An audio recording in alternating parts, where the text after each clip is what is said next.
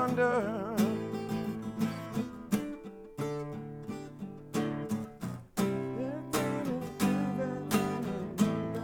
You got it?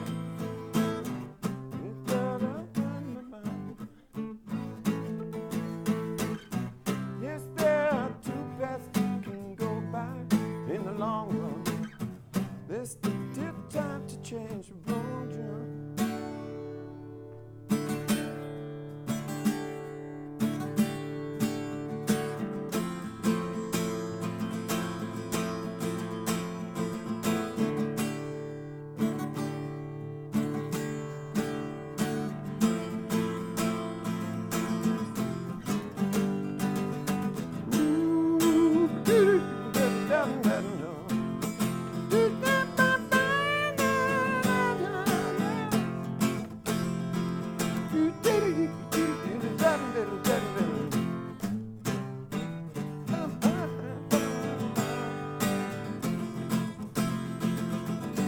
And as we walk on down the road, our shadows taller than our soul. There was a lady we all know.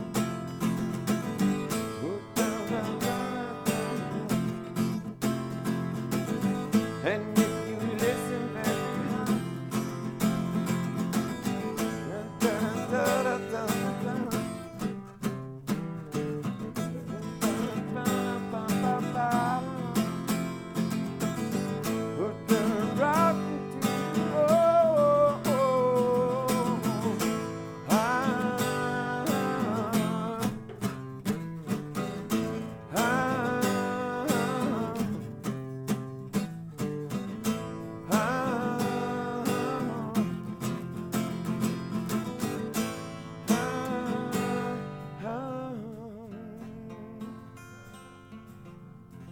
and she's buying a stairway to heaven.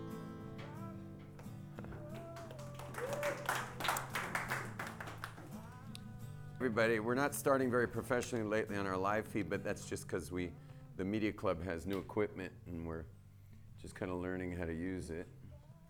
So please God, it's going to go great.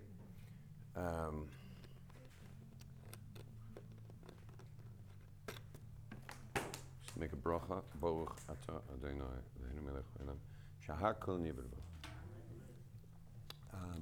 bo. Want to shut that door? You guys going out? Can you shut the door, please?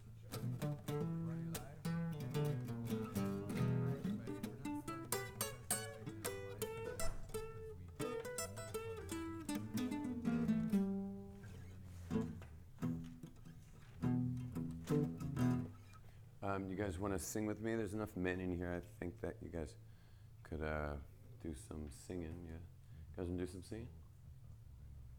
Okay, so we'll do a song. Here's a little song about. This song is about. Here's the thing: when you're involved in meeting lots of Jewish people, you often find them not to be particularly aligned with our tribal rights, meaning our tribal traditions. You know, there's a lot of do's and don'ts, like any relationship. So, you know, in every relationship, there's do's and don'ts. And here's two spots right here. I'd prefer you grab those. So there's a lot of do's and don'ts in relationships, and there's no such thing as a relationship without do's and don'ts. Another way of saying that there's do's and don'ts is, we got any pens here? Don't see any pens. Another way of saying it is love and fear. Meaning, why would you do something for somebody? Because you love them. Why would you avoid doing certain things? Because you fear losing them. Every relationship comes with do's and don'ts. You understand? Because the things you do are because you love them, and the things you don't is because you don't want to lose them. And that's life, and that's just life if you want relationships. The only exception, obviously, is boyfriend and girlfriend. That's why no one should ever have, no girl should ever have a boyfriend, and no boy should ever have a girlfriend. And if anyone is interested in making you his girlfriend, he deserves a cold shower and probably a slap. And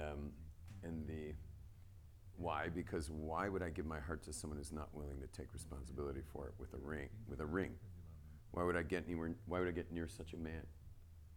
And there's an answer for that question. It's a sad answer. I hate to say it, but I'm going to. I'm always a little rough in here. The sad answer is that that's how desperate I am. That's how desperate I am. I'm willing to pretend someone's holding my heart, even though there's no way I could really let him hold my heart, because it's just not safe to give my heart to a person who has not yet put that insurance policy on my finger. So I'll just pretend he's holding my heart because I'm that desperate, which is really sad. And the worst part is, all you have to do is go to town, even in Jerusalem at night, which is the most embarrassing thing in the world, is and see the way the girls are dressed. Not that you should be looking at how the girls are dressed, but it's kind of hard to miss. But late at night throughout Jerusalem, you see the way the girls are dressed. It's a little embarrassing, and certainly doesn't make a lot of sense after the Me Too movement, has made its splash. Doesn't make a ton of sense for women to dress that way. I would think the answer to the Me Too movement is women start dressing with tremendous dignity, and then treated with such, dress the part, be treated the part, and anyway, but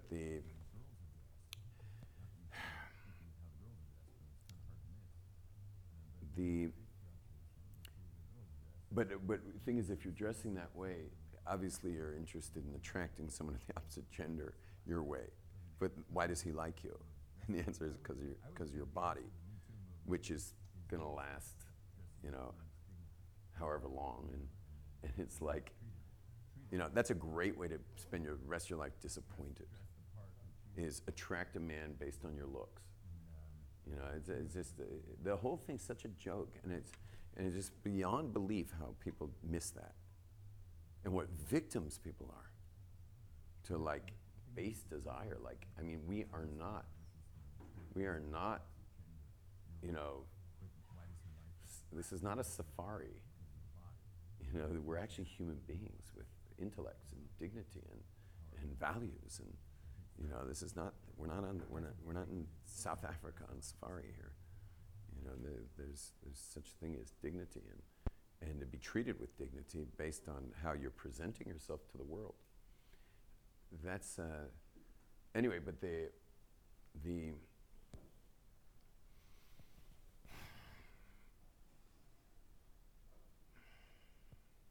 when you meet Jews, many of whom love and fear is that love is something you have and you do stuff for someone, and fear is what you avoid.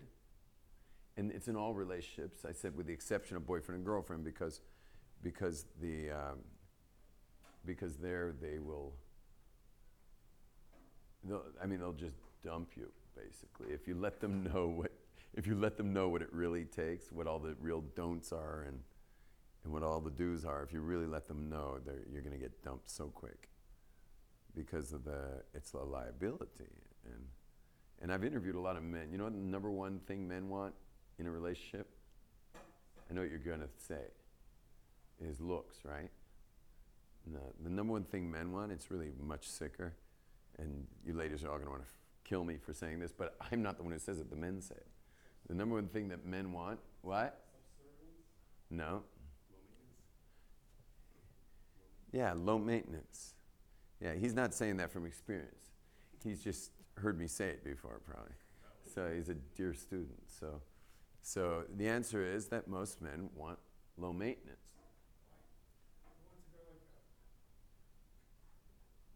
The man just wants to come home when he comes home, and she's just happy he came home. That's why so many Jews marry Filipinos, because marrying a Jewish woman is not low maintenance home. When it comes to God, there's also a lot of do's and don'ts, but those do's and don'ts really depend on your relationship. Meaning, well, you know what? It's kind of interesting. Girlfriend and boyfriend have only this much liability, So there's only this much. There's only so much do's and don'ts because you're not going to lay it on so thick with someone who's not committed, because that's a quick way to lose them. Marriage is where you lay it on thick, because now there's an insurance policy for your heart, and everyone knows that if your marriage doesn't work out, welcome to hell. And especially if there's kids, you're together forever, and it's just a natural disaster. And so because there's disaster, it's got an impending disaster at all times, you are careful never to fall in your marriage, because meaning you'll fall, but you're not going to fall that hard because you're not going to blow it, because you just have hell to pay if you do. That's one. And two, meaning one is it safeguards you. Two is that you will it allows for intimacy, as I've discussed many times. It allows for intimacy because no one's going anywhere. So you can actually now finally share truthfully. And the key to the glue of relationships is how honest you are with each other. And so you can really share truthfully when you're married. And that's really important. And but here's the kicker. The kicker is that you can have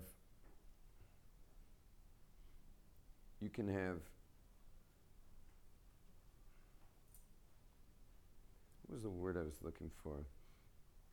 I think I'm going to say it like this, and then I'll come back. The Gentiles of the world are God's girlfriend. 13 commandments. Do you know how many laws there are in the Torah? You know how many laws there are? Because every commandment, no commandment's explained in the Torah, not one of them. When you meet people who don't like the oral law, you got to realize what jokers those people are. Because not one commandment's explained. So here's a document that says keep this stuff with serious repercussions, and not one thing explained. Nothing's explained, but nothing. And so, I'm not going to teach in another. Yesterday I taught an entire class with a guitar on me, and I didn't play it yet till the end. So I think we'll put it here. Just remind me to play at the end. Anyway, what was the point I was just on? Someone get me back. Oh, nothing in the Torah is explained. Nothing. These tzitzis require oral law to know what they are. Shabbos, forget about it. I mean, it's only one word in the whole Torah called malacha. Yeah, that translates in the oral law to 39 creative acts where you manipulate something, like from raw to cooked, off to on, some kind of manipulation that you do on it. Which, by the way, is the masculine, is to assert yourself on some kind of matter and manipulate it in some way. In mysticism, that's the masculine. In Shabbat's the feminine. And so we refrain from asserting ourselves on the creation, on the feminine day of Shabbat, where we're there just to be in the feminine, which is not the asserter but the receiver. Just to receive. You don't work. Yeah, just receiving on Shabbat. And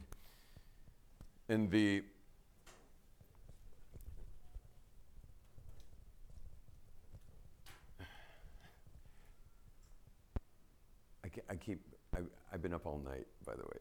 Last night was meditation night. So once in a while I do all-nighter meditations. And so I'm losing track once in a while. Are you taking notes? Kind of, yeah. Can you just write down, like, just as a favor to me, write down side subject matters? Because normally when I do an all-nighter, I'll at least nap a little. Except this meditation took place in the north of the country. So I never got my nap, which is great. Like I'll teach a wonderful class, just I'll forget what I'm talking about once in a while. What exactly was this meditation? Where was it? I know, what exactly was it? I do a lot of meditation, and once in a while I'll do a full stretch. Like, how do you define meditation? Breath control? A lot of breath. There was actually a lot of singing involved. It was a very special night, amazing night. One of the best. So, So a whole meditation, you nap out? listen. you can't have, I found it again, you can't have a written law without an oral law because it explains zero. Now, there's 613 commandments. How many laws are there? So the answer is there's 55,000 laws. We counted the laws in the Rambam here at Eshet Torah, and there's 55,000 laws. That's marriage. That's marriage. Whereas the Gentiles they weren't at Mount Sinai. They're still in a full-on relationship with God. But they have 7 commandments. Keep the 7, go to heaven. There's 7 commandments, 5 of which are negative commandments, 2 are positive. The 2 positives are to believe in God. They're allowed to believe in God. Jews aren't. We have to know. You have to actually figure it out intellectually. You have to pass your threshold of evidence. Gentiles are allowed to believe in God. Jews have to know. It's not enough to believe. And the other is to set up courts of justice. That's another positive commandment. And then they have 5 more negative commandments. Cruelty to animals, forbidden cruelty to animals. I should really mention the first is serving anything but God. You cannot thank your waiter, so to speak, meaning you could thank your waiter, you could tip a waiter, but get to the kitchen and thank the guy who made your food. God's the source. And we never pay homage. We never give reverence to the medium. So like, you can't live without a sun, but don't thank the sun. The universe has amazing energy. I mean, you can just work vibrationally with the universe, and it will feed back to you whatever your vibrations are. So if you have very high vibrations, it just opens doors everywhere you go, which is really something. But don't thank the universe. God created it that way. God created the universe that it would conspire with your will. That's why we say in prayer, Posech es yodecha, you open your hands, God, umasbiah, and you satisfy l'chol, everyone, chai ratzon, who has a living ratzon. Everyone who has a strong, powerful, high vibrational ratzon, God will fulfill that ratzon, that desire. And the there I go. It's funny, normally I can loop back I naturally digress because I always loop it back. Today I'm not looping back very well. I'll be much better tomorrow, except tomorrow we're going on a trip. Oh my gosh, I need a teacher for tomorrow. I didn't even tell Eshet Torah that I'm not coming. I'm so crazy. And we're on our way back from the north when I got a WhatsApp saying, "We are so sorry, your 11 o'clock class has been canceled this morning. The group's running late." It's like, I wrote back, I'm like, "That's cool." I was like in the Jordan Valley, like on my way back with a bunch of knuckleheads in a 4-wheel drive truck, I forgot to look at my calendar.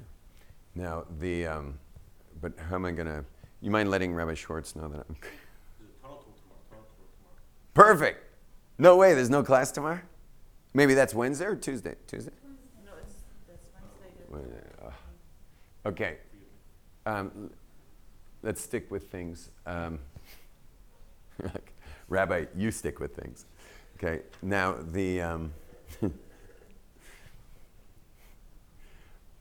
so there's thousands of laws. Why do the Jews have thousands and the Gentiles have 7? I was doing the negatives. No other gods, no cruelty to animals, no killing, no murder, no stealing, and that means kidnapping. I'm pretty sure. For the Gentiles, it also means kidnapping, I think.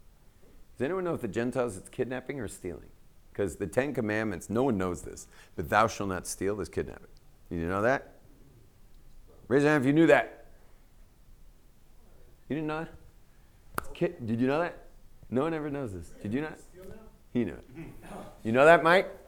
Thou shalt not steal. In the 10 Commandments, the top 10 list is kidnapping. But here's the big question, interesting question, because Gentiles don't have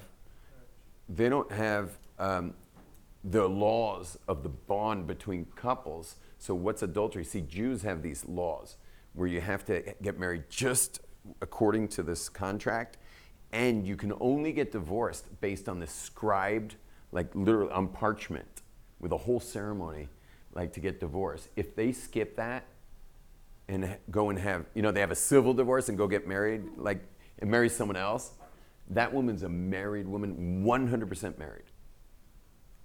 And the children are called mumsers, which are not well translated to bastards, and can't marry into the Jewish people forever, which is like pretty freaky. And so they, the way they deal with it in America is, because think about it, a ton of secular women got their civil divorce and went and got married without going through the ceremony with the parchment.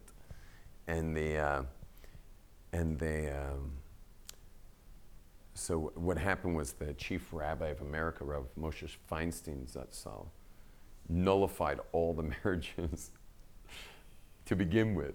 Why? Because nothing was done right in the first place. You understand? Meaning they didn't do anything right in the first place. And so what's interesting about that, by the way, is that when people become observant who are already married, they renew their vows and get a proper contract written with witnesses and everything. Because they're not really married. The children are illegitimate. And by the way, illegitimate children is no problem with the Jewish people. It's not a great thing to be illegitimate, but it doesn't affect your connection to the tribe. However, children born out of wedlock, children born to someone where she only got a civil divorce, those children are no longer able to marry into the Jewish people, and they could be raised totally Jewish, and they are, and these kids are probably everywhere. But because that's where Rabbi Feinstein had to play big rabbi. That's big rabbi, is to say all the marriages in America that were not observant marriages, meaning fully observant. It's a weird loophole, but we consider them all married unless something goes wrong and they get a civil divorce, and then that couple's declared they were never married, in order to prevent this situation. And the truth is they weren't really married because they didn't go through that ceremony. Now, what about Gentiles? They don't have any of these laws of marriage. So you know what the rule is for Gentiles? They have to have monogamous relationships. They're allowed to choose out. They can choose out and go be with someone else. They don't have to have a ceremony, although many countries obligate them to do a ceremony. U.S., you have to do a ceremony. It could be it could just be a wham bam Vegas thing, but there's got to be something, and some countries don't care, but Judaism doesn't require anything for Gentiles other than commitment. All they have to do is be committed to each other, and then they can decide to uncommit and commit to somebody else. Now. Yeah, it's like boyfriend, girlfriend. They just got to be committed to be with each other. They have to say the words, They don't have to say anything. It's just a given that Gentiles who keep the 7 laws would stick with one relationship at a time.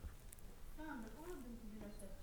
You committed the next hour, but then you decide to uncommit, As long as you're committed. So you can have a new commitment every hour. But I don't think, most people who keep the 7 are not jokers like that. They're not going to play games. I've noticed most people, we call B'nai Noach, the people who keep the 7 Noachide laws, are pretty serious people. They take things seriously. They're not going to fool around with But law. a non-Jew can accidentally do it, he believes in God. And he does it. You're right. They could do it, but they don't do it. Okay, moving on. So here's the question. Why do Gentiles only have 7 commandments and Jews have 55,000 laws? And here's the amazing answer. The amazing answer is that when the Jews saw the nakedness of God at Sinai, they were obligated in the 55,000 laws. Before they saw the nakedness of God, they were obligated, I guess, in like some basics, maybe even the 7 only. I don't know exactly what they were obligated in, but only after they saw the nakedness of God were they obligated the 55,000 laws. What's the connection? What's the connection?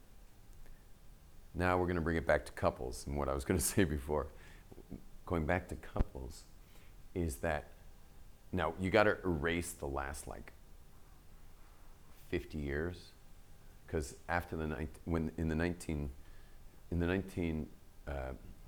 the 1960s until about 67, there was no such thing as birth control, and so what happened was women had to. They basically, if they wanted to be a good girl, they had to basically wait till marriage to offer these kinds of favors to people of the opposite gender. And so what happened was men married them. We're good? Oh, do you need an extension cord? I don't know where one is. Why don't you come in close? Oh, because you're working on there. Oh, good. Should I keep going? I can keep going? Yeah, you keep going. Okay.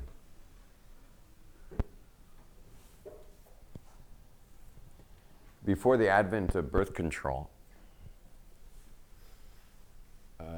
women didn't have the luxury of, offering favors, meaning sexually. It just was too big a liability to do that. And so,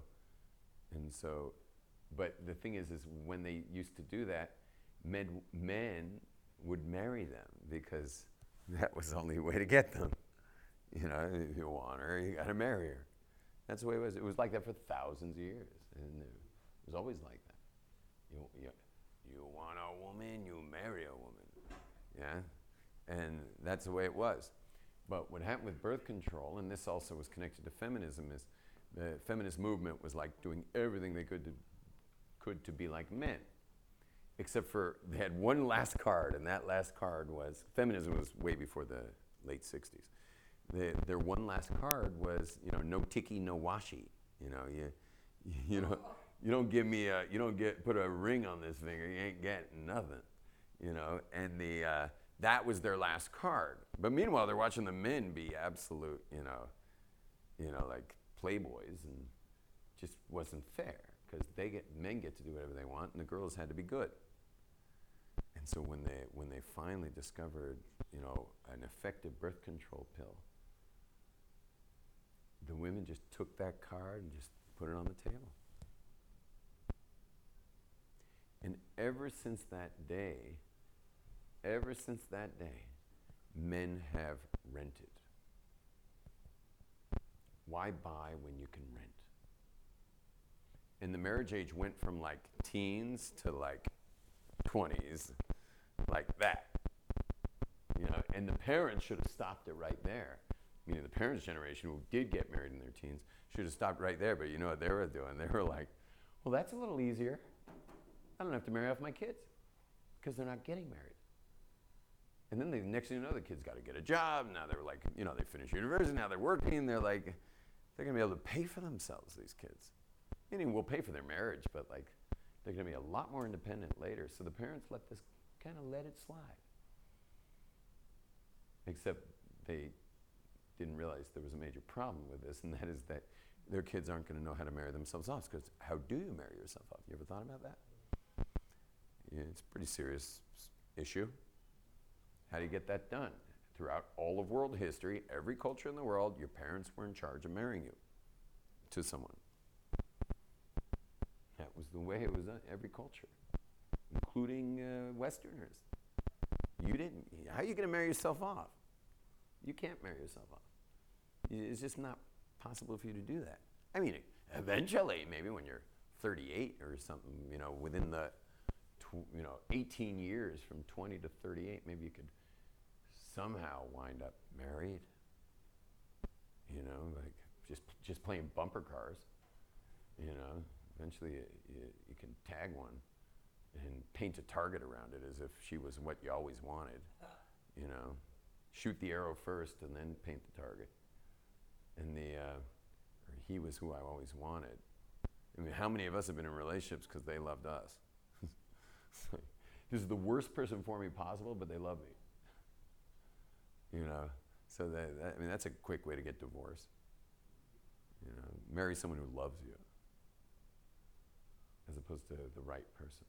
I actually had a guy in this class who was engaged to a Gentile, and he announced it to the whole class. And I was like on my way to the board to like write it. It was a class on the history of Kabbalah. It was not about intermarriage. And I was like on the way to the board to write a point, and I just like dropped my pen. I was like, "What did you say?" And he's like, "I'm engaged to a Gentile." Like, what are you gonna do about it? And I was like, I said, "Do we have to kill her?" And he says, what he says? He says, "You'd have to kill me first." By the way, I was kidding. But he said, "You'd have to kill me first." And I said, it's love. And all the women in the room were like, "Oh, yeah, he really loves her." I said, "What do you think, gang? Should he marry her?" And all the class, like half the class was like, "Yes." And of course all the yeshiva boys and seminary girls who were ditching that day were like, "No." And then anyway, they were like, "Yes." And I said, and then this is where God sends you divine inspiration sometimes when others need it. So this was their merit, this guy's merit, or their merit, I don't know who's merit. So I asked the guy, "Tell me, why do you love her?"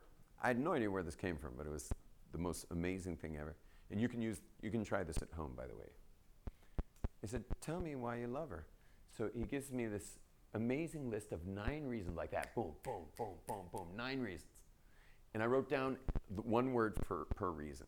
So I had a row here, 5, I had 4 more here. And he fell right into a trap that I didn't even know I was setting. All 9 were about him. Every one of them. She loves him. She makes him feel smart. She makes him feel confident. She takes care of him. She cooks for him. Oh, like 9 things. And what did I do? I said, "Wow, it's love. Should he marry her?" The whole class is like, "Yes." Even the yeshiva people. Just kidding. They were not saying that. And then you know what I did? I took a red pen and came back to the board, and I wrote the word "me," either in front of or behind every word.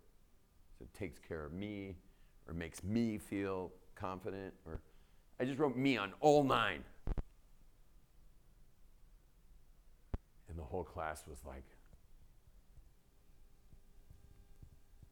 they were like shriveling up in their chairs, and then he was like, and then I said, "Who does he love?" You know what the whole class said? Himself. And I said, "No, he hates himself."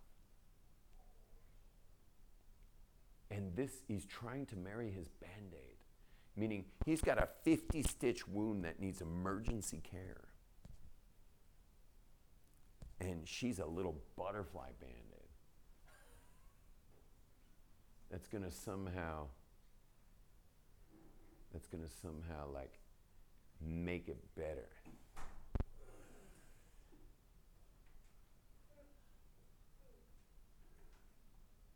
And you know what I did instead of teaching the history of Kabbalah for the next 50 minutes? 50. Taught a class about the horribly low self-esteem of our generation and the disastrous relationships people get into to feel better about themselves. And that's why you cannot, in our generation, you cannot forego personal growth before marriage and even during marriage if you already got married. You can't forego it. You got to do intensive personal growth. And don't trust yourself to get it done, And don't find it in books, because you just won't grow. You have to put yourself in the line of fire of whatever that fire is. I don't care if it's Tony Robbins. I don't care if it's my seminar, which is, by the way, is coming to New York next week and London the week after. And it's coming in, 2 weeks. The 8th is Brooklyn. But you got to put yourself in the line of fire of something. Just don't try to do it alone, because you'll fail. And by the way, the more put together you are, the less likely you think you need it. You're the biggest bluffer of all. You're a joker. You're not serious at all. Meaning the people who come who like have serious issues, like there was a divorce, or they were molested, or there was like someone died on them when their sibling died and like they never got over it, or something crazy happened. And so they're coming to a seminar. Okay, that's obvious. Who's the loser? The loser's the guy who's got his bluff totally put together and Mr. Put Together, and he doesn't need it, or she doesn't need seminars.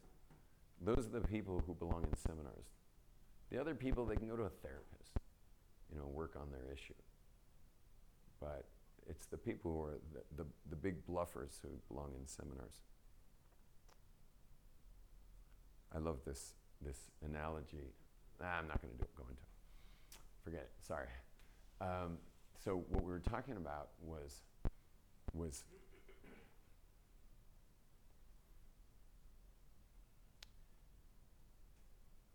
the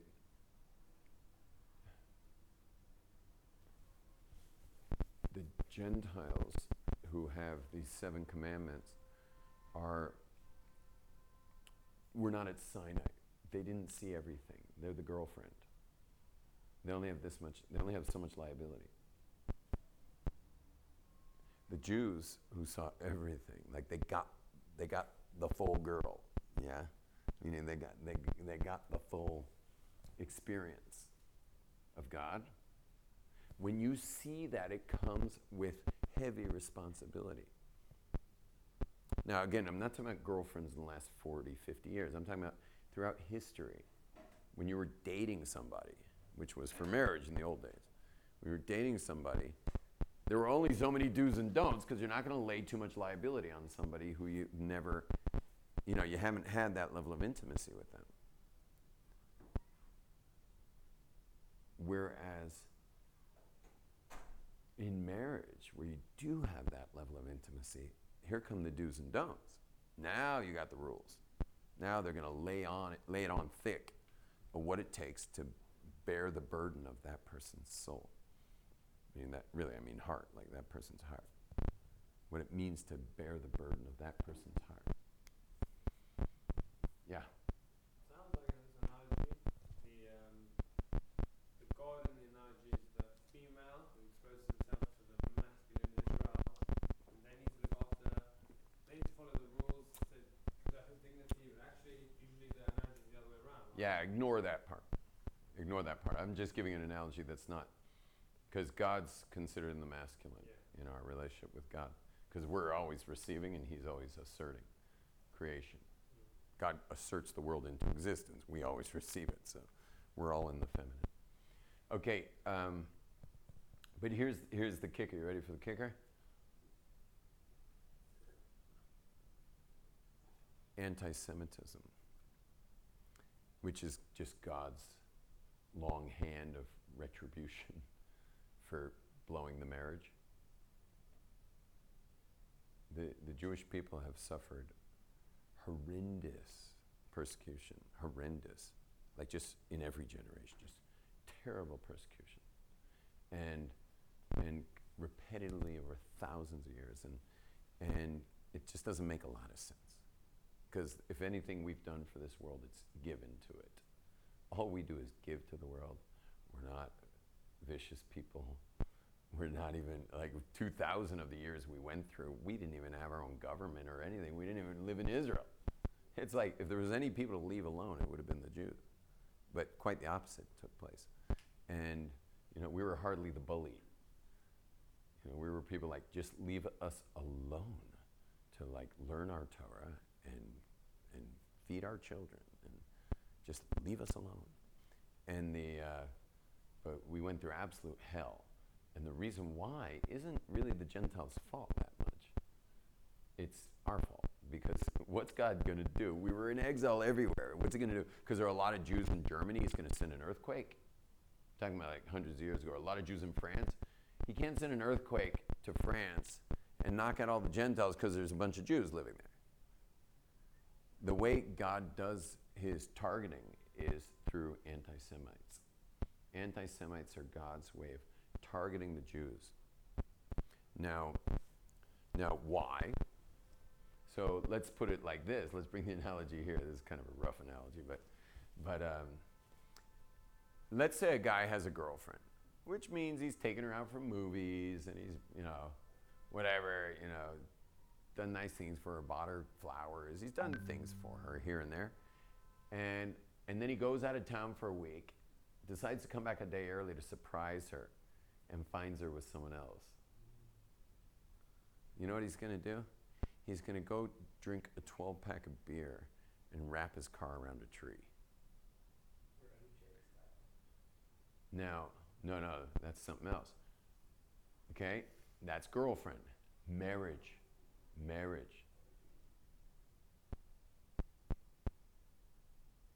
Comes back a day early to his bedroom, his bed, his sheets,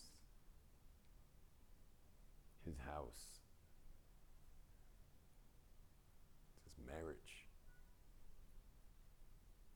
Everybody's gonna die. That's OJ. Yeah. Out comes the shotgun.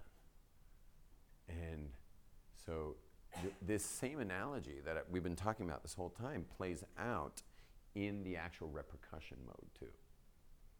Is that if Jews want to take the covenant off, if they want to get out of the covenant, which they can't get out of, so then God's going to basically let them know that there's no way out of this. Like, you can't get out of the covenant. Now, some of you might think, well, why are so many observant Jews targeted? And the answer is that we're all one people. The Jewish people are really just all one people. We're all just part of one body. If you're like really industrious and make a bunch of money, so you're the hands of the Jews. And if you're like a super good thinker, you're the head of the Jews. And if you're like really good at implementing things, you're the feet of the Jews. There's just, each one of us has our job in the body of the Jewish people. And when God exacts retribution for our blowing off the covenant, and it's not simple, you should know, our blowing off the covenant, because if you look at history, there's obviously two plans for our creation. There was creation, and then there was 2,448 years till Sinai. Since Sinai, there's only been 3,331 years. So it's close to the same amount. You understand? We have like a little less than half of history was till Sinai, and then we got a little more since Sinai. In other words, when God gave the Torah at Sinai, that was plan B for this creation. There is no plan C. Much to the, I'm sure Christians don't like to hear that, or Muslims, I guess, were plan D, I guess, in their opinion. But well, that can't be. If you notice, God kept us around all these years. And the 7 predictions for Israel, the 7 wonders of Jewish history, which you can look up online, 7 wonders of Jewish, all these contradicting predictions, meaning contradicting in that, like it says you'll be a light into the nation, meaning we're going to have this great influence, yet it said we'll be few in number, and we're going to be persecuted. Like, make up your mind. Are we going to be influential? Are we going to be persecuted? Are we going to be influential? Or are we going to be small in number? Anyway, there's 7 of these conflicting predictions. And they only all come true towards the last century. So there's no plan C. And so it's a big deal. That's the point. It's a big deal. To not be an observant Jew is a big deal. It's not just some choice you make, like some personal personal millennial, me generation choice you make. It's not that simple. It's not up to you like that. Now, on the other hand, God gives us free will. I mean, the very beginning of this week's parsha talks about it. So, there's clearly free will, but the equation's much more sophisticated or complex. I don't know how to say it. The equation of your choosing is not just you choosing dinner or a movie, man. It's massive ramifications that are proven to have taken place for generations and continue to. And we're living in a generation, you all saw it happen in your own lifetimes. Everyone here saw this, saw the anti-Semitism start again. We all saw it. And that there is now an official organization that's a recognized, internationally recognized anti-Semitic organization that's international, called BDS. It's like, you try that after the Holocaust. Like, that was not possible until a good 70 years had to go by. And then you could start with an anti-Semitic organization that just would perfectly infiltrate the whole left-wing millennial world, including the Jews. What they call self-hating Jews. And imagine being God. God's like, let's prevent BDS.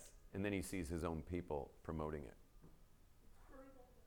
You understand? Like you imagine God wanted to prevent BDS, except it,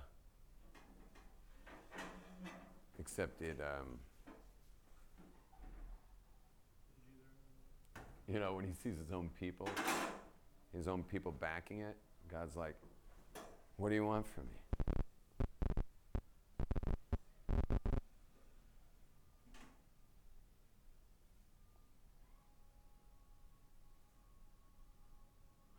Good timing. The mosques are going there.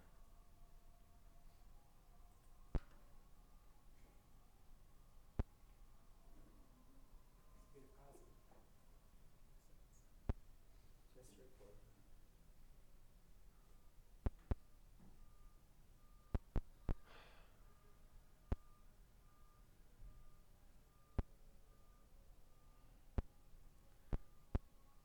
Anyway, so for Gentiles to blow off the covenant, things have to go really south before earthquakes are going to happen.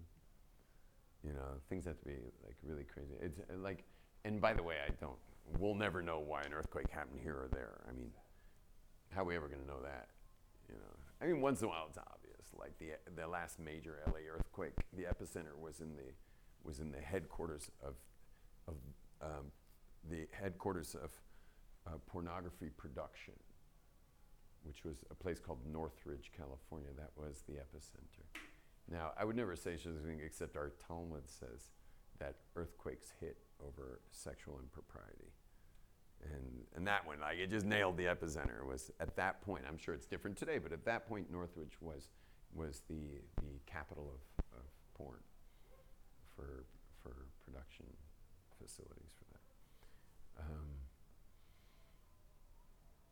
But for the Gentiles to tilt the scales like that is, it takes a lot. Because they don't have a covenant like we have. They're not.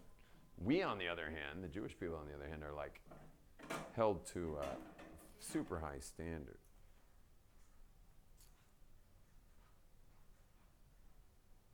So earlier in this class, I was going to say that when you meet secular Jews who are they're going to, oh wait, you know what? Let me finish my story. I'm so out of control today. Let me finish my story. So when I finished that class remember the guy who was going to marry the Gentile? When I finished that class, so it was 40 people in the room. So I was kind of hiding, walking out of the room. I didn't want to deal with this guy because I really took him as like he was my Corbin. How do you say Corbin in English? He was my sacrificial lamb, you know, like I mean, I slaughtered this guy. But I figured he's already engaged. Like, let's save the few that aren't engaged, you know, and we're just going to slaughter this guy. And I made a judgment call. 40 kids in the room, 39 kids, not yet committed to anyone. One guy engaged to a Gentile. We'll slaughter the guy engaged to the Gentile, and we'll make a difference for the 39 who are not yet engaged.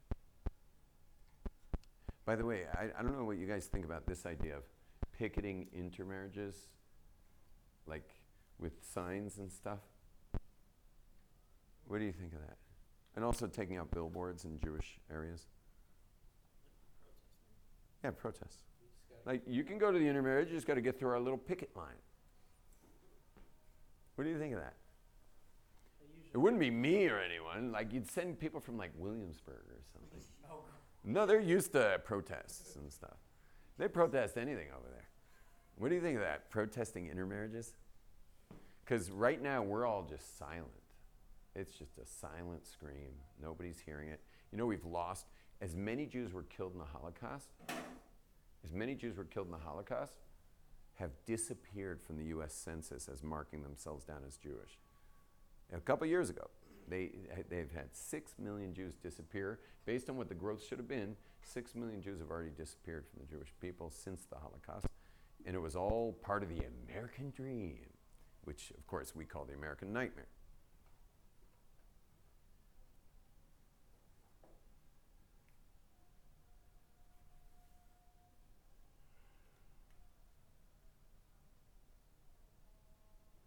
You know, there was a woman studying here in a women's seminary called EOT. It was a seminary that was kind of a sister school to Aish Torah. Although the EOT girls were not allowed to date Aish boys because we weren't observant enough. And These guys weren't observant enough? no, EOT had different standards.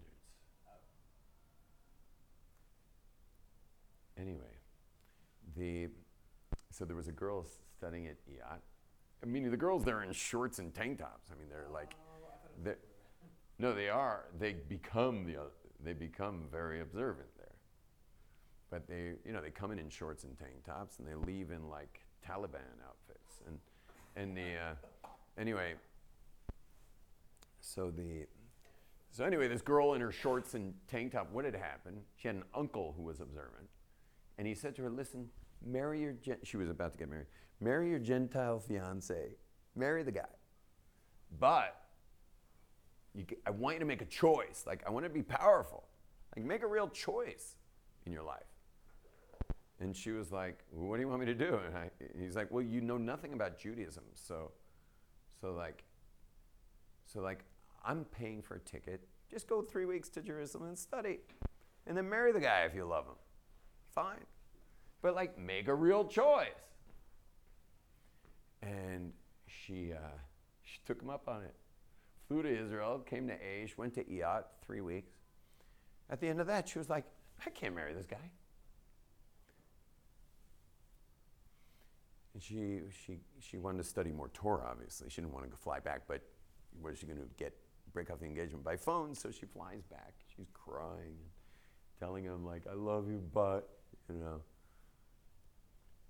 can't marry you." And the guy looks at her and says, "Hitler should have finished the job."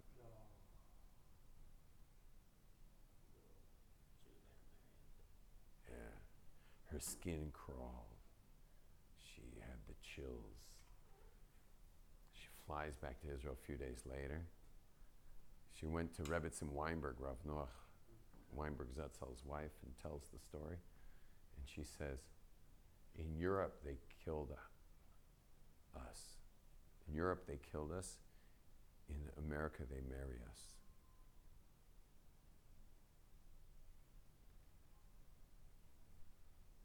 It's the great disappearing act of the Jewish people in the American dream. But here's the thing.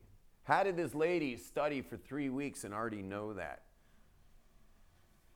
Whatever. She studied for 3 weeks and knew that she's not marrying a Gentile. What does that tell you about all the Jewish people you meet who don't even know it's Shabbos when it's Shabbos, who don't know they should be dating Jews to marry Jews? What about all those Jews? What can you say about every secular Jew you meet? What can you say about them based on that story? If she could know to break up her engagement in 3 weeks, no pressure at all. The guy said, marry the Gentile. Just study for 3 weeks. Well, they have to definitely have a taste of the soup before, they realize, hey, the soup was actually pretty good. So the answer is they've never studied. They've never studied Judaism. Or they were force-fed and turned off. That might be. There is those people who were robbed. I was with a Hasidic guy this morning, and I noticed he didn't pray the afternoon service before our meditation. I also noticed he didn't pray the evening service during our meditation. And I also noticed he wasn't really going to be davening Shachris in the morning. Hasidic guy. And I was like, do you daven? I just was blunt. I'm like, do you daven? Meaning, daven means pray. Do you pray? And because Jews pray 3 times a day. And Shabbat, we pray 4 times a day. So I said, do you pray? And he says, I put on my tefillin. I put on my black boxes. And there's a guy with payas and tzitzis. I didn't ask him why he doesn't pray. I know why he doesn't pray. Is because the education system killed prayer for him. And so did his parents and his grandparents. And, they just kill it. Because they make it part of school. Forced prayer. It's like, that is a DOA prayer, dead on arrival. Forced prayer will kill your prayer. Now, and the truth is, we are supposed to pray, but let them come to it on their own. And of course, I'm stuck with that too, because I'm raising my kids in the system as well, and they're being forced to pray. And my kids' interest in prayer is nil until they mature. But, until they mature. And obviously I have to talk a lot about prayer, and I have to be the guy who makes super long brachos, and I have to be the guy who stares at God's name while meditating for an hour a day, I take things very seriously. I mean, I walk around with my own incense from the temple. Oh my God. Yeah. Let's burn some now. With the AC on, you probably will smell it. What is that? Oh, it's all crusted over here. This is Lavona. Just one of the spices. It's one of the 11 spices. You might be able to smell that eventually. My toothpick has Lavona on it now. That could be bad. Smell it yet? Hopefully it'll get around the room. AC. Ow! I just got poked. Anyway, got it? So that's Lavona. Can you imagine Jerusalem was like,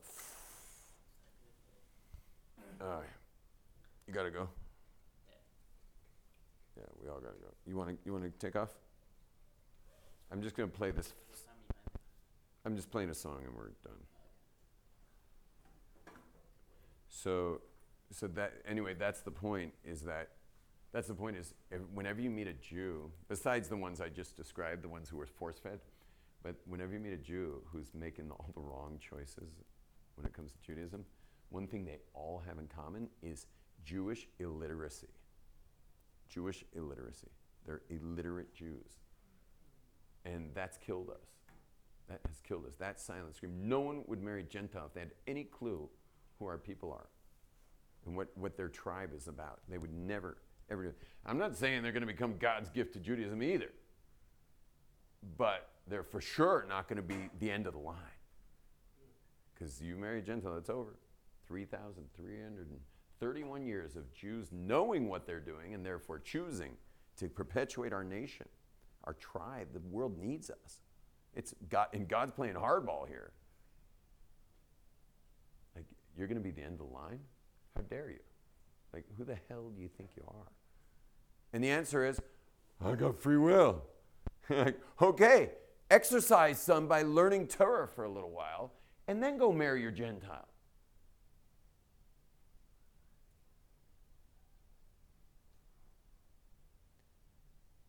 But don't say you got free will when you don't know what the hell you're choosing not. That's not called choice.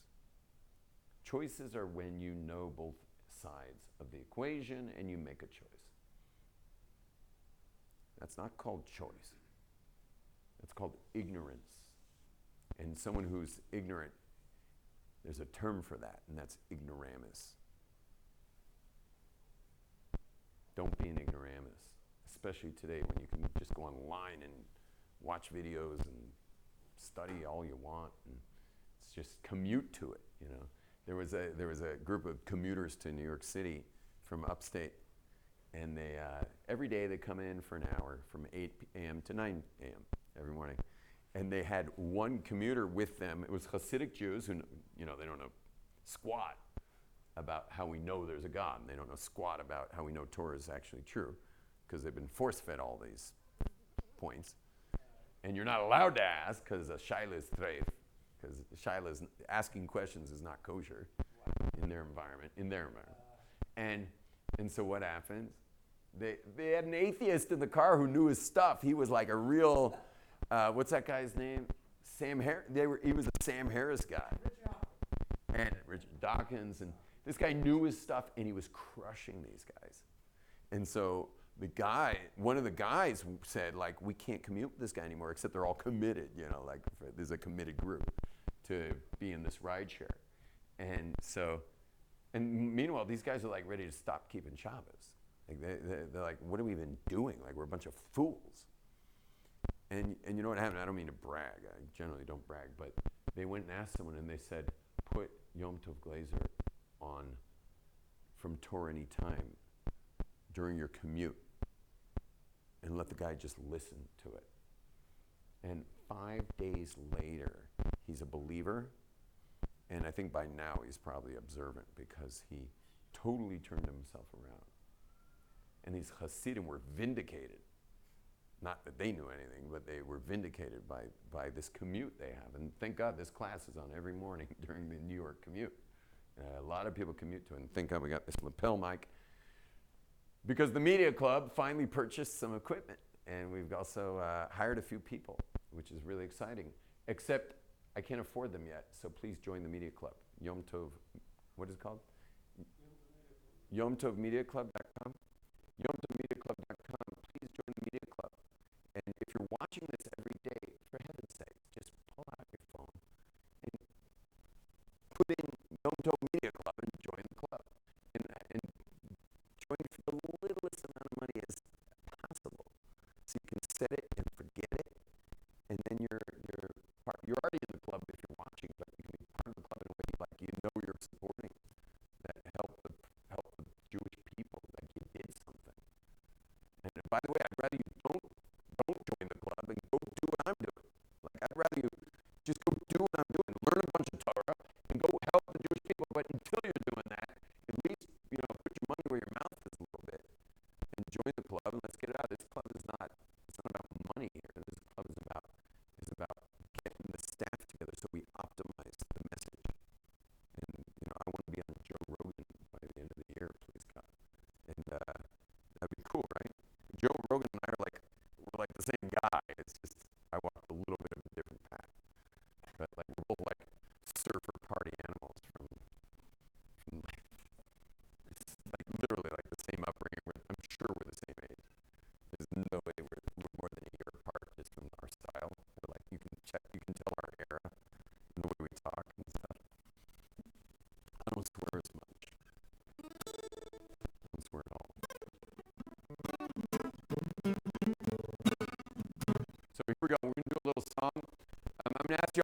repeat after me, okay?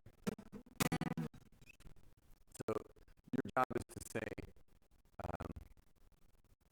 look. Oh yeah, I'm sorry. Just repeat. Gosh, what a day I'm having. I should probably sleep more often. Okay. Nothing I haven't eaten yet. So the last time I ate was.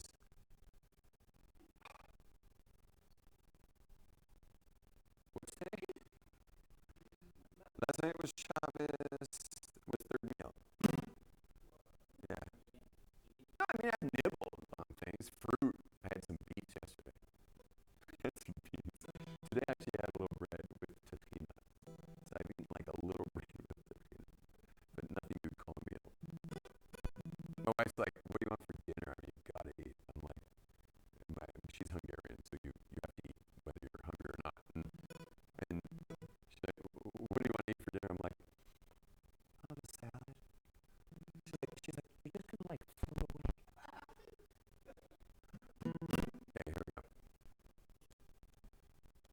I think the lack of sleep and like no food in my body is starting to affect me. I'm drinking water to like, you ever try drinking water just to replace the need for food? I'm officially hungry, and I have a rule that I only eat when I'm hungry. I don't mean emotionally hungry, I mean like my actual body's hungry, which most people never get to feel, except Yom Kippur. Okay, here we go. Repeat after me. Ready? I want everyone to see. Let's shut off that AC so it's quiet. Okay, shut yours off if it's not off or if it's off. So the AC. Oh, there's out. Now we're good. No, don't touch it. Okay, ready? You're gonna sing. Everyone's gonna sing. So it goes like this. Look into our people. Look into our people. Got it? Let's try that again. Look into our people. Take a little time to be a new beginning. A little louder. For the end of the line. Get the idea. Look into our people. Take a little time to be a new beginning. Or the end of the line. Just take a little time. Just study a little there. A few millennia ago, the words were carved in stone. The single greatest gift mankind would ever see. In your image we were cast,